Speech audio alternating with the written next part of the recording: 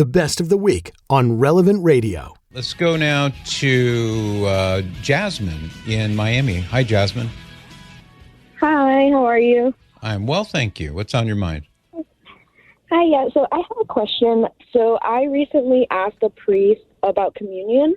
My question is, the Catholic Church claims to have like the correct and most, I guess, fulfilling view of communion, with, the body and blood of Jesus Christ being present in the Eucharist. But my question was, if that's the case, how come, at least surface level to me, when I see it, it's not done in the way that we see at the Last Supper, where everyone participates in not just the bread, but also in the blood being the wine. Most Catholic churches that I've personally gone to. So I don't understand why there's only one part where everyone takes the bread and not the wine. Yeah, that's a really good question. And it does come up quite a bit, Jasmine. I'd be happy to answer it. So the first thing is, let's remember that at the Last Supper, there were no lay people there. It was Jesus and the apostles. And at the Last Supper is where the church teaches Jesus conferred the sacrament of holy orders upon the apostles. They were the inner group of disciples.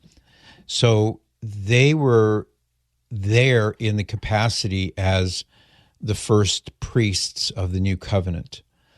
So there's a difference in kind here, because you're right, at Mass, the vast majority of people who are at Mass are the lay faithful, people like you and me. And it's only one or two or three, maybe, depending upon how many priests and deacons, who would be in the clergy. So the reason that Jesus said to the apostles, take and eat, and they consumed both the bread, which became the body of Jesus, body, blood, soul, and divinity, and the chalice of wine, which became the body, blood, soul, and divinity of Jesus, is because they were being given the sacrament of holy orders. So that's the reason why. So that is not in itself a pattern or a blueprint, you might say, for how everybody should or should not receive communion. That's the first thing. The second thing is, when you receive either the host or the precious blood, you receive all of Jesus, 100%, body, blood, soul, and divinity. You've heard that phrase before, I'm sure, right? Body, blood, soul, and divinity? Yes.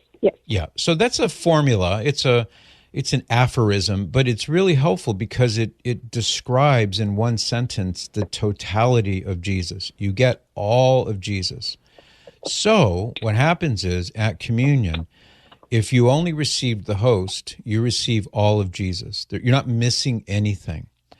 Now, it is true that the symbolism of body and blood, body is something that is solid, blood is something that is liquid, so the solidness of the bread is redolent of the body, and the liquidity, if that's a word, I guess it is a word, so the liquidity of the wine that has become the precious blood is symbolic of or redolent of blood, but that's as far as that goes. The reality is all of Jesus, body, blood, soul, and divinity in either or both. So one of the reasons why, historically at least, the church did not permit lay people to receive under both kinds is because of the exact question you're asking.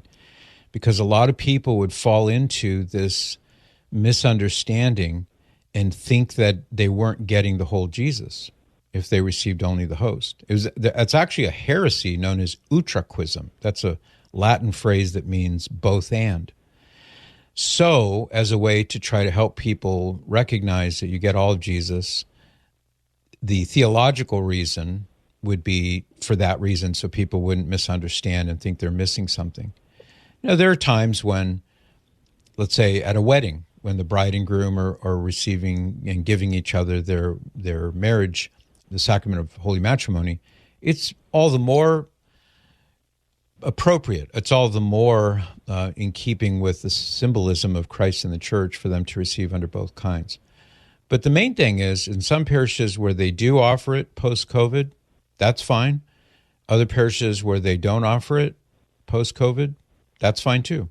There's really nothing negative or wrong about that. And receiving under both kinds, lastly, is a very new thing in the life of the church. You wouldn't have found it prior to the 1960s in the Latin Rite of the Catholic Church, because the custom was to receive just the host for lay people. Now, I've given you a lot there. Do you want to discuss that at all? No. I mean, it makes sense. I understand now. I just wanted clarification because when I asked the priest about it, it kind of felt like he didn't answer my question, and he went on and gave examples about concerns of desecration of the Eucharist, but he was only speaking about, the host. And so it completely ignored my question about the wine specifically, but this makes a lot more sense. Yeah, I'm glad. And you're raising an important question. And believe me, it's on the minds of who knows how many people. They do wonder about this. And the reason I know is because I get emails on the topic and occasional phone calls on the topic too. So I know it's a question that deserves a good answer. So I hope that you felt like my answer got to the heart of your question. Yes, it definitely did. I appreciate it a lot. Thank you. You're welcome, Jasmine. Good talking to you. Thank you for that. Like what you just heard? Share it with your family and friends. And thanks for listening.